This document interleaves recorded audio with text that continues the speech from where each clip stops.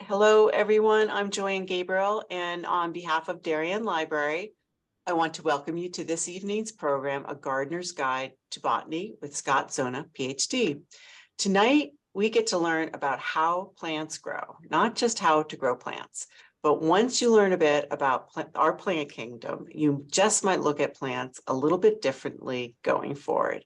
Before we begin, I would like to mention that programs at Darien Library are made possible by the annual Friends of the Library campaign. We thank you for your support to make programs like this possible and our collections available to the community. Our presenter this evening is an author, botanist, researcher, and educator. For 9 years, he served as the curator of the Wertheim Conservatory and Greenhouses at Florida International University, where he directed the restoration of the conservatory and maintained their research plant collections. He has collaborated with scientists worldwide on plant ecology research and has taught graduate and undergraduate level courses on tropical plant taxonomy. He's a former palm biologist with the Center for Tropical Plant Conservation at the Fairchild Tropical Botanic Garden in Florida and currently educates houseplant enthusiasts through his online course, The Botany of Houseplants. His book, A Gardener's Guide to Botany, was published in 2023. Please welcome Dr. Scott Zona. Well, thank you very much, Joanne. It's a real pleasure to be here. So I'm going to just jump right in here. Let me just minimize some of the distraction on my screen here, and I hope everybody can see the presentation okay. So yeah, what I have today to tell you about this evening is based largely on my book of the same name that Joanne mentioned, that just came out just at the end of last year. The copyright is 2023, but it actually came out in December of 2022. And it is how plants grow, not how to grow plants. So let's jump in. And I started thinking about this book, about thinking about plants in gardens. And that's kind of how I pitched the book, is talking about plants in gardens. But plants in gardens, as well as plants in the wild, are all doing the same thing. Whether they're cultivated or not, they're doing the same thing. There are 5 functions that all living things are doing. These are 5 functions necessary for life. And so what I want to talk about, spend the rest of my time tonight talking about these 5 functions and talk about how plants carry them out. So the 5 functions necessary for life are growth, so growing both at the cellular level and at the whole organism level. Nutrient acquisition, so plants need to take in nutrients. Plants have to defend themselves. There's reproduction, and then there's dispersal. So those 5 things, animals do them, we do them, all living things do them. And what's amazing to me is not that plants are doing the same things that we're doing, but that they're doing the same things in a completely different way. So I'm going to try to highlight those differences as I go through these 5 functions tonight. So let's get started with growth. And we all know how animals grow. A puppy is born with 4 legs, 2 ears, and a nose, and when it grows up to be a full-grown adult dog, it still has 4 legs, 2 ears, and a nose. It doesn't acquire anything new along the way. But plants are quite different. Plants have modular construction. You can almost think of them as sort of like Lego plants. And the plant module, the module of construction, is what we call the phytomer. And the phytomer is comprised. Let me get my pointer going here. I forgot to do that earlier. No, sorry. There it is. Okay, there. So the phytomer is the node, the internode, the leaf, and the axillary bud, and that's what you see here. And so we can take a phytomer, a unit like that, and we can build them up, stack them together, and bingo, you have a plant. And it is that modular construction that gives plants flexibility and adaptability. And it's by making small changes to the phytomer, we can get all the kinds of plants that we see around us. Trees, shrubs, herbaceous plants, all kinds of things. So, for example, we can put the stem growing sideways on the ground like a rhizome.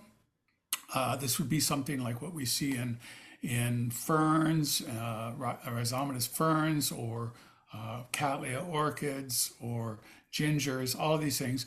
And the phytomer simply grows along the ground, or the stem grows along the ground. We can have non-self-supporting stems. So these, of course, would be the vines. Over here, we can thicken up the stems and lose the leaves entirely and have photosynthetic stems. And that's what you would see with a succulent thing like a euphorbia pencil cactus, or a cactus for that matter. Or we can shrink those inner nodes down to nothing and kind of stack the nodes one on top of the other.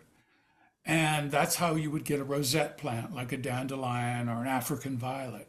So all of these different things are basically just modifications of the phytomer, just simply by changing small things in the phytomer, you can get big changes in the way plants grow. And plants they add these modules year after year or season after season. And unlike animals, like a puppy grows into a dog and that's it, plants don't necessarily stop growing. They can grow more or less indefinitely. Now let's go on to nutrient acquisition. And I'm going to start out with carbohydrates. Now, humans, animals, mammals we have to eat to stay alive. We are what scientists call it heterotrophs. We have to eat something in order to stay alive. Plants are generally thought of as autotrophs. They can make their own food.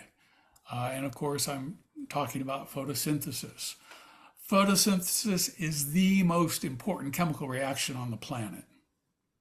There's nothing else going on on this planet that can capture extraterrestrial energy from the sun or from any other star, trap it, and convert it into chemical energy that we can use on the planet's surface. Yeah, there's some bacteria do chemosynthesis and all, but that's just a footnote. Photosynthesis is where it's at. It's what made this planet habitable for animals, because before plants evolved, there was not a lot of oxygen here. Plants give off oxygen and made this planet habitable. Photosynthesis is deceptively simple. I can explain it to you very simply. There are three things required as inputs. So light, generally sunlight, CO2, which is carbon dioxide in the air, and H2O, which is water. So water, of course, the plants are taking up water from their roots. And so water, sunlight, and CO2 are brought together in these organelles called chloroplasts that occur in the cell. This is sort of a generalized cell, and there's one chloroplast, and if we enlarge it here, this is where the photosynthesis takes place. So the water and carbon dioxide are combined to make sugar with oxygen left over as a waste product. Now, you could take a bottle of carbonated water and put it out in the sunlight for 1,000,000 years, and it would never spontaneously create sugar and oxygen. This is all governed by various enzymes. It's a very complicated series of cyclical reactions. we, people spend whole careers studying photosynthesis. We don't need to get into it in that detail. But as I say, it's the only reaction on the planet that's capturing solar energy and converting it to sugar. Now, sugar, of course, is carbohydrate. It can be burned to use to make energy. It can be converted into other things like proteins and fats and all the other things that plants need to survive. And of course, oxygen, as I say, given off essentially as a waste product. Now, light obviously is important, and it's one of the three inputs that's very important. And for trees, and light is usually not a problem. Their branches are up there in the air, their canopies are up there, and they're getting lots and lots of light. But for things down in the forest floor, it's a different story. Now, in the temperate zone, trees will lose their leaves for the winter season. And there is a window of opportunity early in the spring when the temperature is warm enough for growth, but the trees have not leafed out. Then the forest floor is getting lots and lots of light. And for those plants, then you can have things like these woodland spring ephemerals. They're taking advantage of that the sunlight that's coming through early in the spring before the trees leaf out and it becomes too dark to grow. Now in tropical forests, it's dark all the time because tropical forests are not losing their leaves in the winter. And for plants growing in tropical forests like that, they have special adaptations to coping with the low light. One of the adaptations is something you see here. The red on the underside of this begonia leaf, or this purpley color on the underside of the tenanthe leaf. These are both tropical plants, sometimes grown as houseplants. And it was really only relatively recently that scientists figured out what this pigment is doing. So let me diagram it out for you. Here's a diagram of a cross section through a leaf. And we have I'll just kind of orient you what you're looking at here. The cuticle is up here. That's the upper surface, the outer surface of the leaf. Then there's the epidermis. And then there are these rectangular cells. These are called the palisade layer. This is where most of the photosynthesis is taking place. And then below that, toward the lower part of the leaf, is the spongy mesophyll, and that's where gas exchange is taking place. So carbon dioxide is being absorbed, oxygen is being given off. And it's been absorbed through these things called stomata. These are the little gas pores in the for gas exchange in the underside of the leaf. And then there's the lower epidermis, which in the case of these plants contains pigment, like a red pigment. So we all know that white light, sunlight, is made up of all the different colors in the rainbow. And when that white light hits the plant, it's reflecting away the green light. That's why plants look green to us. The green light is not used. It's reflected away. And the plant then absorbs, especially blue and red. Those are the two areas where the plants, the chlorophyll, the pigment that absorbs the sunlight, that's where it absorbs the best, is blue light and red light. So most of the light will be captured here in the palisade layer. That's where most of the photosynthesis is going to take place. But some light passes through. Some of the photons are not captured, and they can pass down here and they strike this red layer. Now remember, it looks red because it's reflecting red. It's not absorbing it, it's reflecting it. So red light then is reflected back up into the palisade layer, and it's giving the palisade layer kind of a second chance at capturing that energy from that light. Now, some of the light will pass through the epidermis and will go on and will not be captured at all by the leaf. But at least the leaf is getting kind of a second chance at capturing this red light.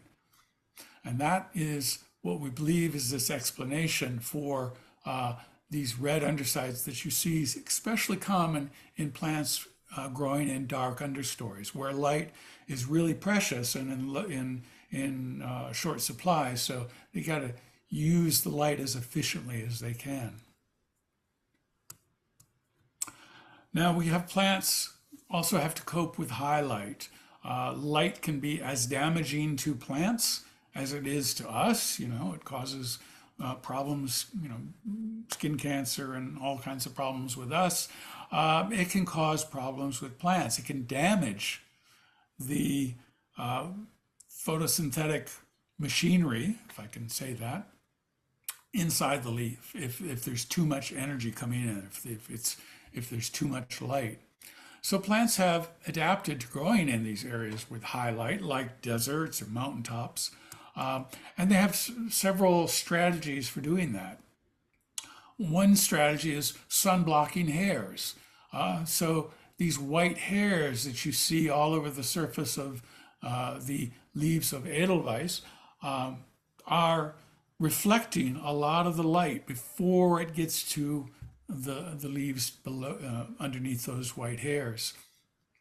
Edelweiss, is an alpine plant from the European Alps, where light is high, especially UV radiation. So these white hairs can help reflect that light before it damages the plant. We see sun-blocking wax on things like these succulents, Dudley and Echeveria. They give these plants this white, waxy look. Well, it's white because it's reflecting a lot of the white light that's striking these plants, reflecting it away. Again, allowing some of the light to go through, but reflecting kind of the worst of the light, the strongest sunlight. And then we can have sun-blocking pigments, and these work just like sunscreen does when you apply it to your skin. And there are 2 times in the life of a leaf when it is most vulnerable to damage from too much sunlight. That's when the leaf is brand new and when the leaf is getting old and senescing. And you see that over here on the right-hand side of the screen. These are the new leaves of this tropical plant, Masua, and the new leaves come out this bright pink, and then they green up as the leaf matures. And lots of plants do that. You can see it in maples, you can see it in mangoes. Lots of plants do that. And then over here on the left, of course, Acer palmatum. This is the Japanese maple, and famous for its autumn color. And again, those pigments are coming to the fore as the leaf is senescing, as it's breaking down, shutting down. Those pigments are protecting the chlorophyll and the photosynthetic machinery in the leaf.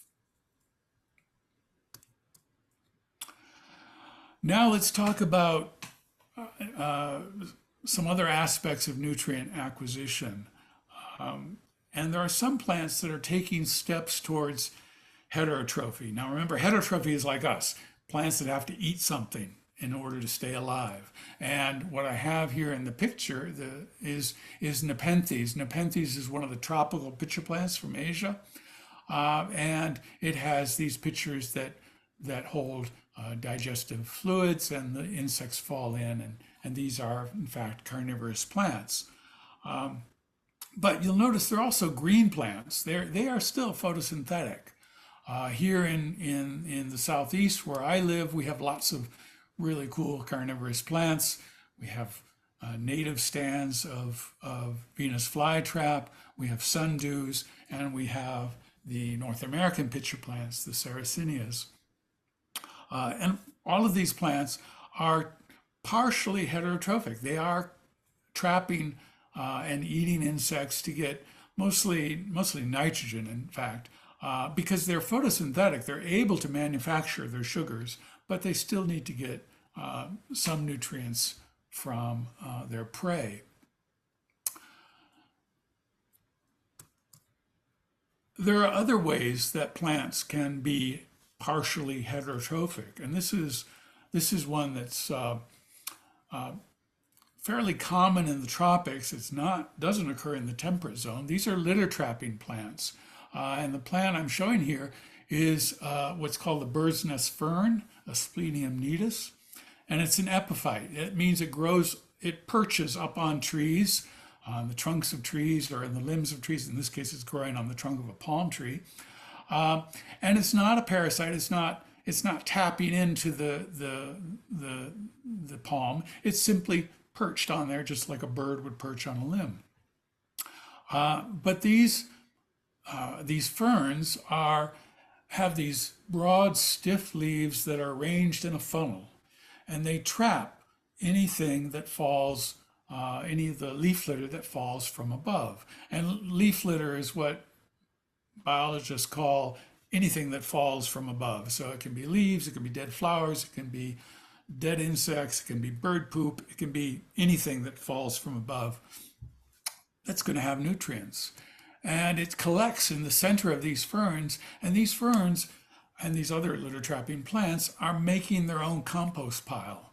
They're making kind of a personal or private compost pile as this nutrients, or as the leaf litter decays, it releases nutrients.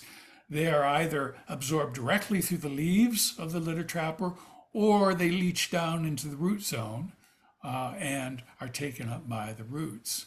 Now, again, these plants are photosynthetic. They are not completely dependent on leaf litter for their nutrition. And in fact, the bird's nest fern is actually a commonly grown houseplant. And, depending on your level of housekeeping, it's probably not trapping litter. It's getting all its nutrients from, the potting compost and the fertilizer that we might apply. So litter trapping is sort of a thing that plants can do in the wild, but if they can get their nutrients from some other sources, then they don't need the litter. But lots of plants are litter trappers. There are thousands of litter trapping plants, but again, these are mostly tropical. Here's a Nepenthes, another one of the Asian pitcher plants. I showed you one of the carnivorous Nepenthes earlier. What this is a vegetarian carnivorous plant. This is Nepenthes ampullaria, which gets most of its nutrition not from trapping insects, but from trapping leaf litter. And it grows on the forest floor in Asia. And instead of having a little lid that kind of covers the opening and prevents rain from falling in, the lid here is kind of reflexed open and allows everything to fall in, including lots of leaf litter. And the plants are getting most of their nutrition from leaf litter. In fact, in Kuching, Sarawak, in Malaysia, in the botanical garden, the litter bins are shaped exactly like Nepenthes ampullaria, as a nod to the fact that this is a litter trapping plant.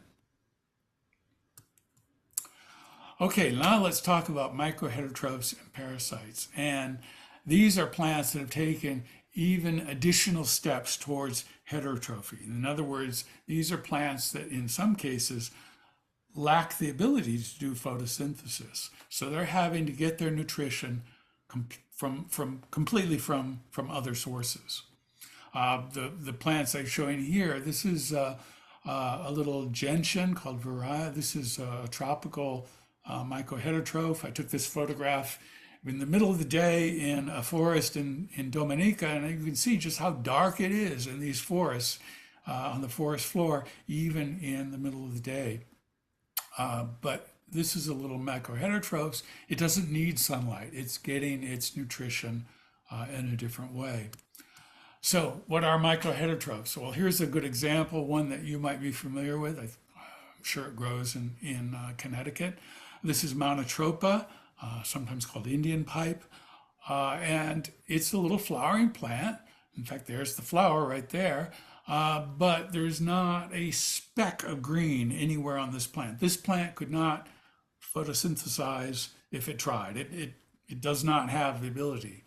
So how does this plant get its nutrition? Well, it enters into a partnership with fungi. In fact, that's what the myco prefix there, that means fungus.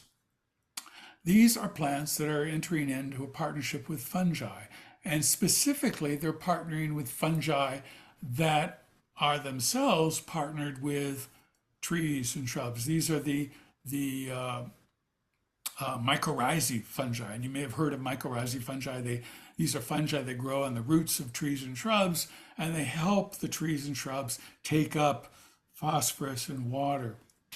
Here's some more mycoheterotrophs. This is a little orchid here. Over here, this is Thismia, a little Asian mycoheterotroph. And I said earlier that these plants are entering into a partnership, and maybe that's not quite the right term.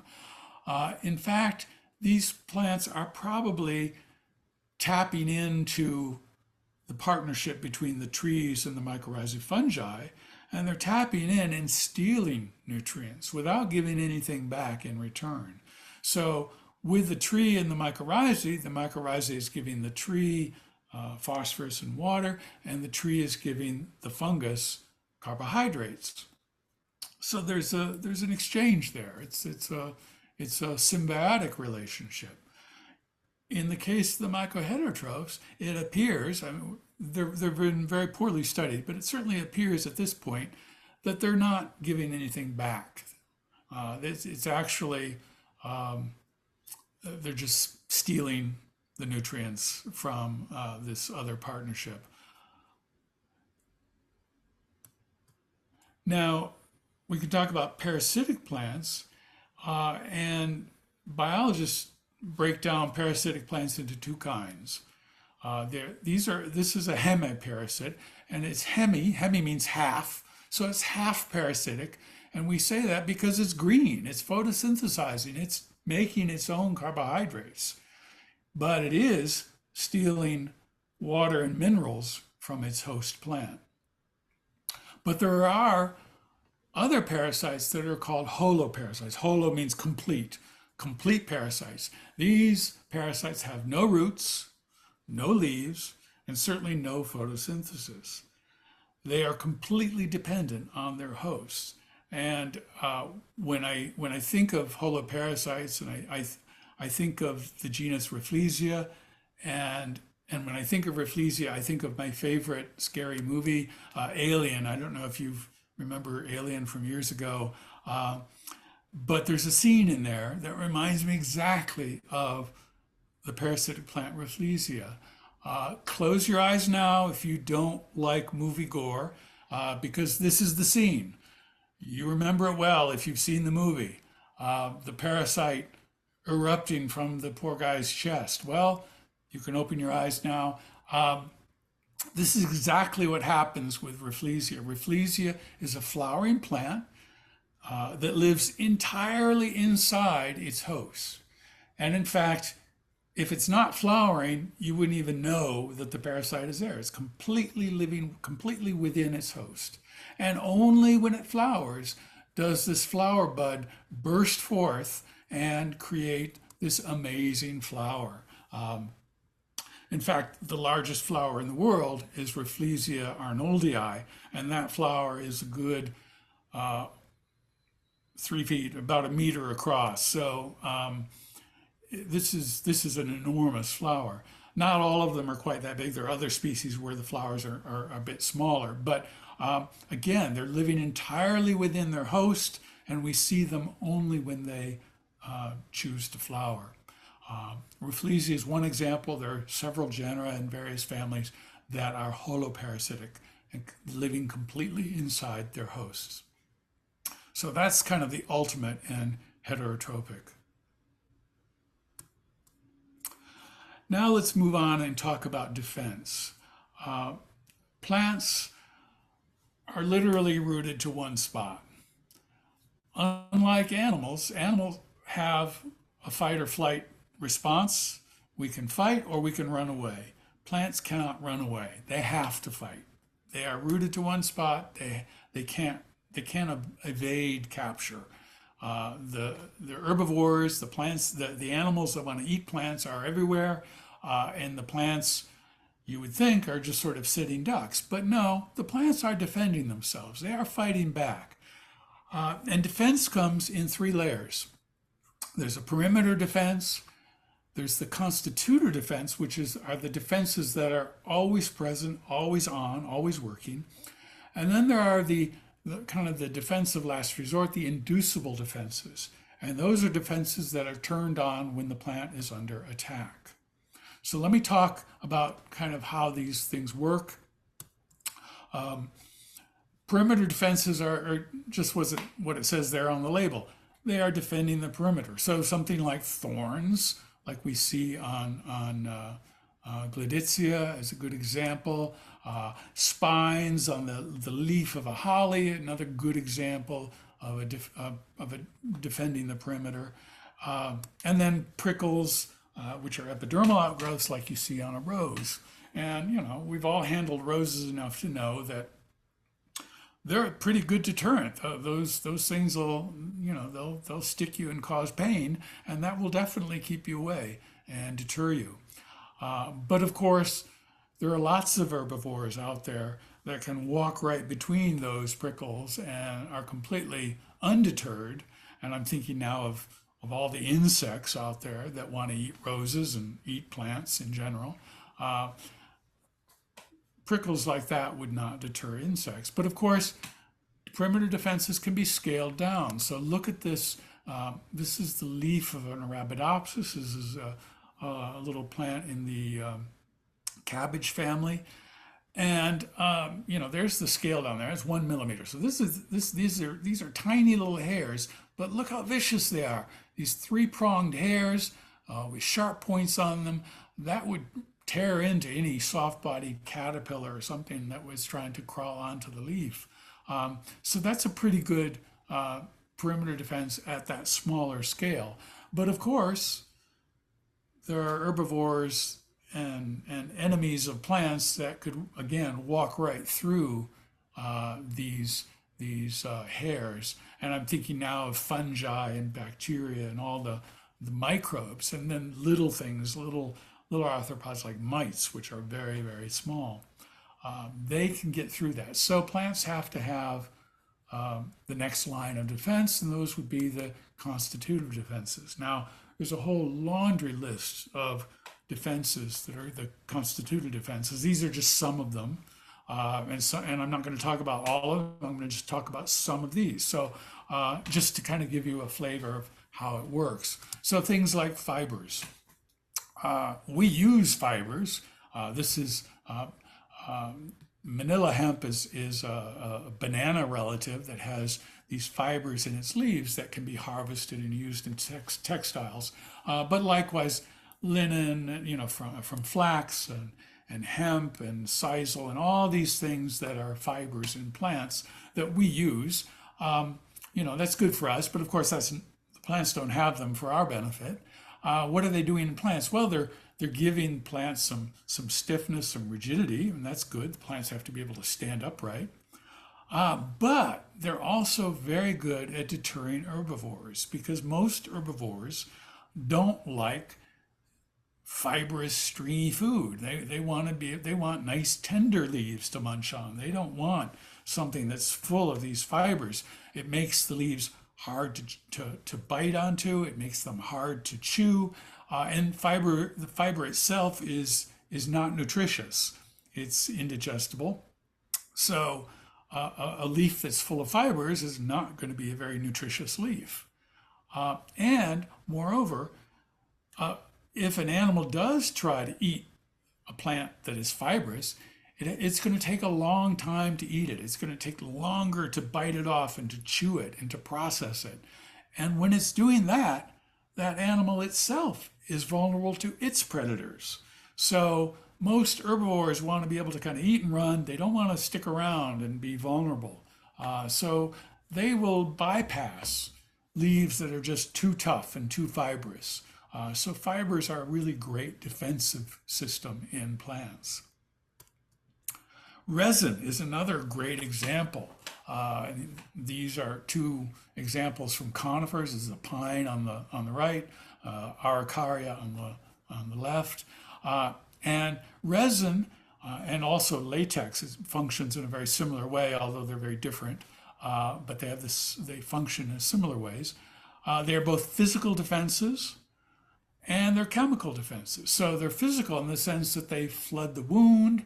Resin would gum up the mouth parts of any small insect, and it'll harden up and create like a hard scab over the wound and prevent then other microbes and other diseases from entering the wound.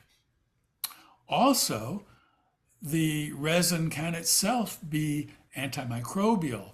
It can be repellent. It can be it can have chemicals in it that make insects go pah, and they run away. So it has kind of a two functions, and it's a great constitutive defense. It's always there. The minute a pine tree is punctured, the sap begins to, or the resin begins to ooze out. Cyanide is my favorite constitutive defense, and cyanide is a very simple molecule. It's HCN, so hydrogen, carbon, and nitrogen, hydrogen cyanide, and a very simple molecule, but universally toxic to any aerobic organism. So anything that breathes oxygen is susceptible to cyanide poisoning. It is in fact highly toxic to plants. So you wonder, how does a plant manufacture cyanide, which is itself so toxic? Well, it does so by manufacturing the cyanide in conjunction with the sugar molecule. So the cyanide and sugar molecule joined together is called the cyanogenic glycoside, and when it's joined like that, it is completely harmless. It's water soluble, it can be transported around, it can be stored in the plant, absolutely harmless. But the plant also, in a different compartment within the cell or in different cells of the leaf, manufactures an enzyme. And the enzyme is called a glucosidase, and the glucosidase enzyme will cleave that cyanogenic glycoside and split off the sugar from the cyanide, and when it does, the cyanide is released. Now, as I say, the enzyme and the glucosides are stored in different compartments. But when a caterpillar comes and starts eating the leaves, it's bringing all that together and chewing it up in its mouth, and that's when the enzyme does its work and releases the cyanide. And that caterpillar is going to get a mouthful of cyanide. It probably won't kill the caterpillar outright, but the caterpillar will say bleh, and it'll move on. And it's interesting, a lot of these glucosidase enzymes are very common in digestive enzymes generally. So we manufacture glucosidase enzymes in our digestive enzymes. Most insects have glucosidase enzymes in their own digestive system. So even if the plant doesn't make the enzyme, the insect will, or the herbivore will have the enzyme, and it'll be able to release that cyanide. Cyanide is super common in plants. Here are some 4 fairly common examples. You'll probably be familiar with most of them. In the upper left here is Nandina domestica. The leaves are absolutely full of cyanide. The green fruit are cyanogenic. The fruit, as they ripen, they lose cyanogenic capacity. The longer they stay on the plant, the less toxic they become. But they can have some cyanide in them even when they are red and ripe. Passiflora, this is our native Passiflora incarnata. Passiflora is loaded with cyanide. Down here in the lower right is elderberry, Sambucus. Sambucus is, again, loaded with cyanide. Again, the green fruit are cyanogenic. The ripe fruit are slightly cyanogenic. And then over here is clover, white clover, Trifolium repens, and white clover. Is mostly cyanogenic. There are some populations that are non-cyanogenic. And of course, most ruminants that are eating clover are able to detoxify the cyanide in their gut and before it affects them. So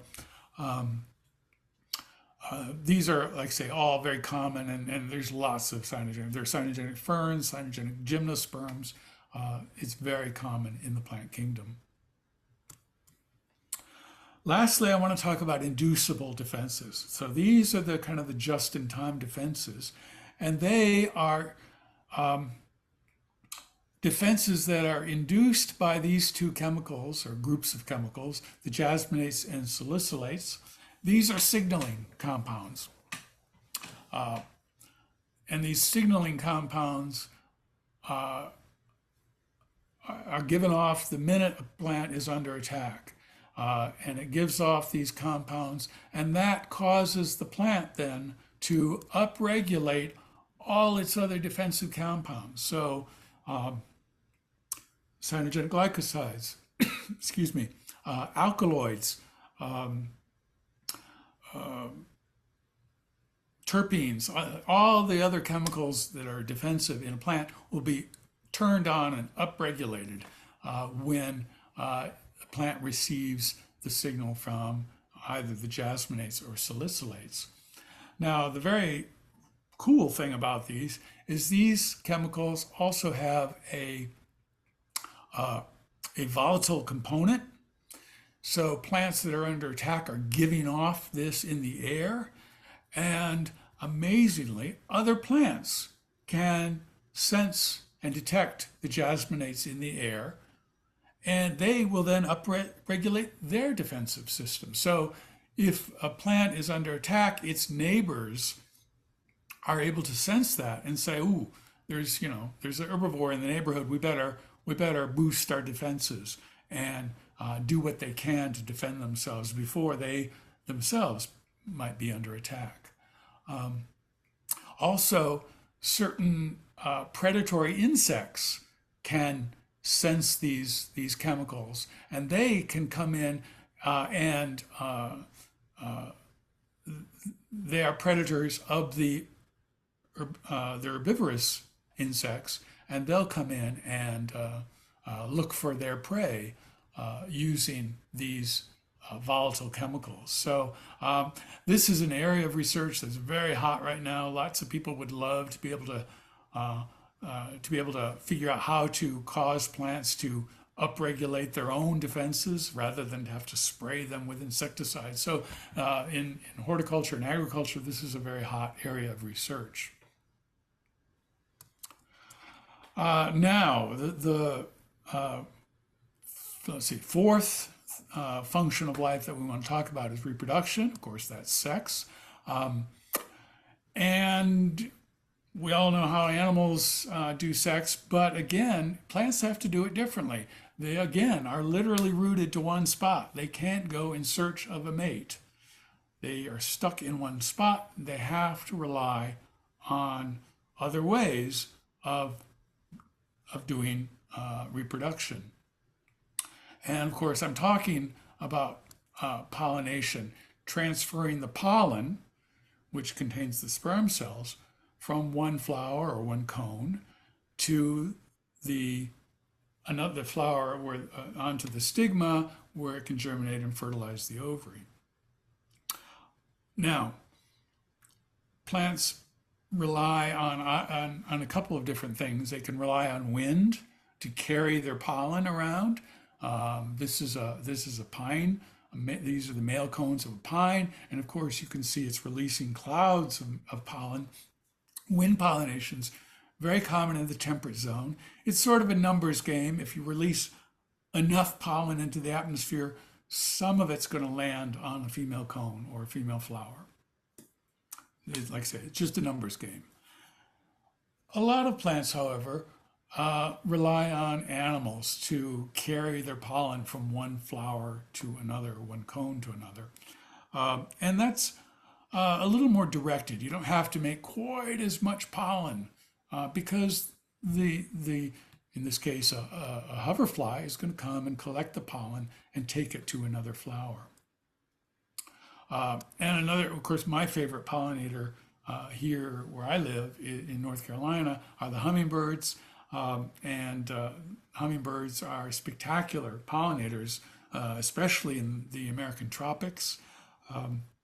Hummingbirds are found only in the Americas, but there are other birds in Africa and Asia that kind of function like hummingbirds and will visit flowers and pollinate flowers in those parts of the world. But you see a lot of emphasis nowadays on pollinator gardens.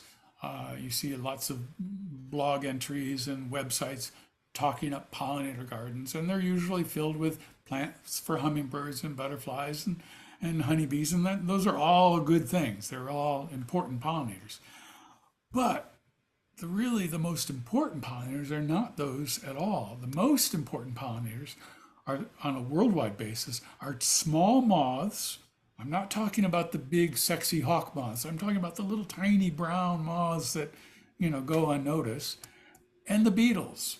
Beetles are super important pollinators, especially in the tropics. And they're the real heroes of pollination. And unfortunately, I don't see a lot of emphasis in these pollinator gardens on moths and beetles because they really should be. Flies are also super important, and flies don't get the credit they deserve as important pollinators. Well, once pollination happens, once sex happens, the seed is formed, then we get to that fifth function, dispersal. And dispersal is launching the next generation. It's an important thing. It's an important step in the life cycle of any organism. And because you've got to get the offspring have to go out and find their way in the world. It avoids competition with the mother plant. It avoids sibling competition. It's a way of escaping habitats that might be unstable or diminishing, colonizing new habitat, etc., etc. Lots of, important reasons for dispersal. Let me just introduce a vocabulary word here, and that is diaspore. Diaspore is the unit of dispersal. When we talk about something being dispersed, we talk about the diaspore as being dispersed. Now, what is the diaspore? Well, it could be the seed, it could be the fruit, it could be part of a fruit, it could be part of a fruit plus an accessory structure. It could be lots of things. And in fact, in this dandelion, the diaspore is the fruit, which is down here with the seed inside, and this accessory structure, which is called the pappus, which is actually part of the flower that is retained on the fruit. And so this, rather than to have to go through and explain all that, we just call the whole thing a diaspore, and that makes it much easier to talk about. So, how do diaspores get around? Well, dispersed by wind is super important, especially in a temperate zone. And there are a couple of things we want to consider when we talk about wind dispersal. Time aloft is really the key factor. So the longer a diaspore can stay in the air column, the better, the more chance it has of dispersing. And kind of a corollary of that is that the greater height at release also gives greater time aloft and greater dispersal distance. So there are two ways of kind of maximizing time aloft. You can increase drag, or you can be very, very, very small. So something like a dandelion diaspore, it's increasing drag by this pappus, which functions like a parachute, a little tuft of hair, and that carries the diaspore around. In the case of something like orchid seeds, they're very, very small, dust-like, and they blow around because it just takes the tiniest little current of air to launch them on their journey. Dispersal in animals. This is what we call endozoochory. And anytime you see a fruit that's colorful or wrapped up in a sugary or flavorful wrapper, you can guess that it's and bet on the fact that it is evolved to be dispersed by animals. Something like a cedar waxwing dispersing the berries on a holly are a good example. Birds love any time you see a red and black combination, like a blackberry on a red stem. That's classic red and black is absolutely irresistible to birds. Some important animal dispersers don't rely on their vision, they rely more on their sense of smell. And fruits that are attracted to these animals might not be very pretty, they might be brown or green, but they tend to be a little more aromatic. Now, in the case of dispersal by animals, there are some cheaters involved. There are some plants that cheat, that look like they're offering a bird a very tasty berry, when in fact it's a hard red seed that is indigestible, and the bird gets no nutrient reward. There are some animals that cheat, animals that'll eat the fruit and the seed, and they'll grind up the seed, and there'll be no dispersal. Various things in the pig family are kind of cheaters in that they'll eat fruit, but they'll grind up the seeds. But in any case, dispersal by animals on the inside of animals is super important. Excuse me. And then, of course, there's dispersal on the outside of animals. Some diaspores can have sticky gums or resins. They can have hairs. They can have prickles, hooks, all manner of ways of attaching the diaspore to a passing animal. This is very common in small annual plants that grow in disturbed areas. In other words, weeds. Weeds are often dispersed this way, but it's very common in herbaceous plants. All right, so we've gone through now. How am I on time? Good, I'm great. I'm right on time. 5 functions necessary for plant life. So plants grow just like we grow, but they grow in a modular way, like Legos. Plants have to acquire nutrients just like we do, but plants are mostly autotrophic. They're usually able to do photosynthesis. Plants have to defend themselves just like we do, and they have layered defenses that are both physical and chemical in nature. Plants reproduce, but they do so without touching. They rely on wind or water or animals to move the pollen around. And they have to disperse, and again, they do so relying on animals, wind, or water. So I think that's the end, and I can thank you. It's just in time, my voice is starting to give out. So I can take questions now. Okay, there we go. I'm on, and let's see, we have a few questions. One is about, can you give some examples of the cheaters that you're just mentioning, the plant cheaters with the berries? Yeah, oh, well, okay, a good example is beautyberry, Calicarpa americana. It's don't know if it grows in your area in Connecticut, but common in this area.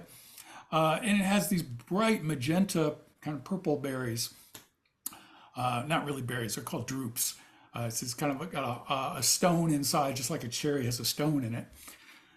And then this purple covering is just a papery thin covering, brightly colored, yes, but there's no real pulp there. It's basically a thin papery covering over the stone. So birds will eat it. They'll take those fruits, and if they're getting any reward, it's got to be just minuscule. So that's essentially cheating the bird out of a reward there. And then animals, cheaters, excuse me.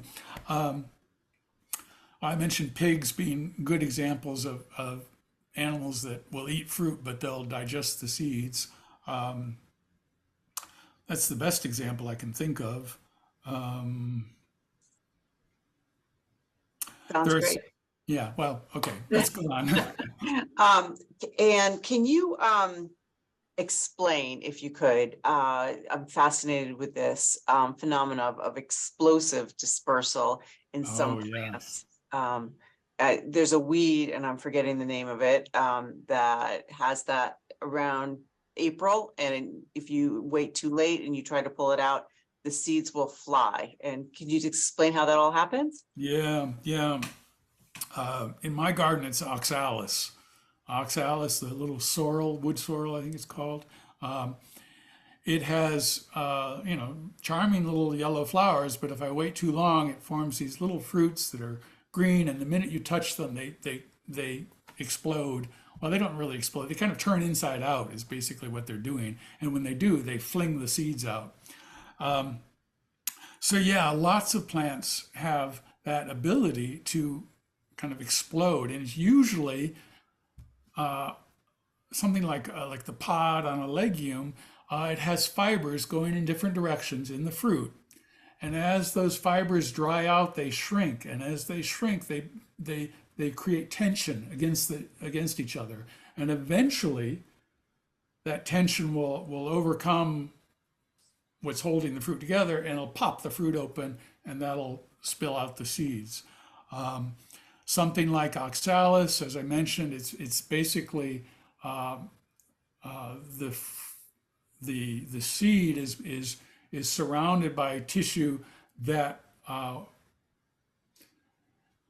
gosh, how to explain it? It's like a little pocket in the fruit that bears the seed, and as that pocket then sort of turns inside out, it flings the seed out.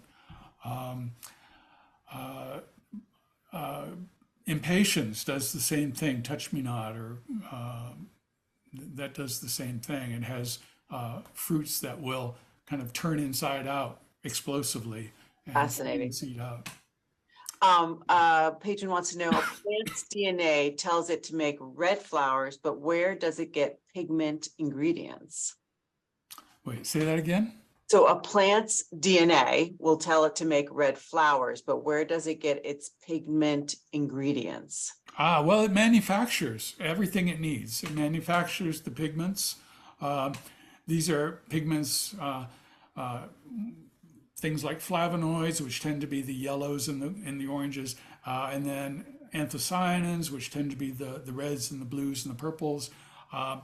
And those pigments can be manufactured by the plant, and they're as you say, encoded in the DNA are the instructions, and the plant is able to make it using the materials at hand, the carbohydrates that it can make on its own, the water and minerals it gets from the soil.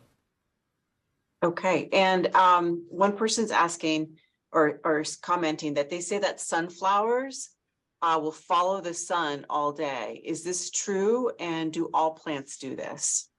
It is true. Some other plants do it. Certainly not all plants. No. Trying to think of a good example. It's a little weed in the tropics called puncture vine. It's Tribulus terres or Tribulus cystoides, both of those species. And they have little flowers that work like little satellite dishes, and they'll track the sun during the day. So yeah, some flowers do it, but not all. Okay, and one last question, I think we're starting to run out of time here. There's a parasitic plant in the Northeast, and you may or may not be familiar with it. And if you are, can you explain how it works? It's called dodder. Dodder, oh yes, dodder is a fascinating parasitic plant. And it is a plant that germinates, the seed will germinate in the soil, and this plant is a vining plant. It crawls and it actually senses volatile chemicals coming from its host or potential host, and it will grow toward the host. It will then wrap around the host, and in areas of contact with the host, it'll send in what are called haustoria, which are the organs that it uses to draw out the